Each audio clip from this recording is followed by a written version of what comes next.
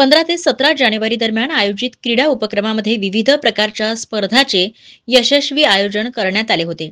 यामध्ये धावण्याची शर्यत, गोलाफेक, थालीफेक, भालाफेक, कबड्डी, सूर्यनमस्कार, खो खो, मर्दानी खेळ, लाठीकाठी, लंगडी तसेच वक्तृत्व स्पर्धा, रांगोळी स्पर्धा, निबंध स्पर्धा, चित्रकला, व्हिडिओ निर्मिती स्पर्धा, नृत्य स्पर्धा, एकांकिका स्पर्धा तसेच विविध प्रकारच्या मनोरंजक क्रीडा स्पर्धा संपन्न झाल्या.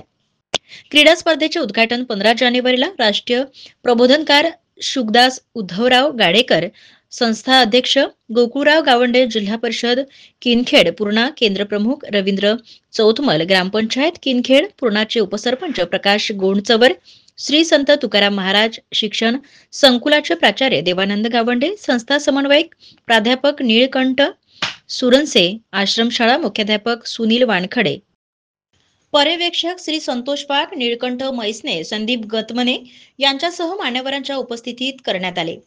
विविध क्रीडा स्पर्धांमध्ये बहुसंख्य विद्यार्थी सहभागी झाले होते. 17 जानेवारीला आयोजित समारोपीय सत्रात मान्यवरांच्या हस्ते प्रावीण्यप्राप्त विद्यार्थ्यांना बक्षीस व प्रशस्तीपत्र देऊन गौरविण्यात आले. क्रीडा महोत्सवाच्या यशस्वी आयोजनाकरिता श्री संत तुकाराम महाराज विद्यालय, आश्रमशाळा व कनिष्ठ महाविद्यालयातील शिक्षक व शिक्षकेतर कर्मचारी तसेच विद्यार्थी यांनी परिश्रम घेतले. क्रीडा महोत्सवाची सांगता स्नेहभोजनाने करण्यात आली.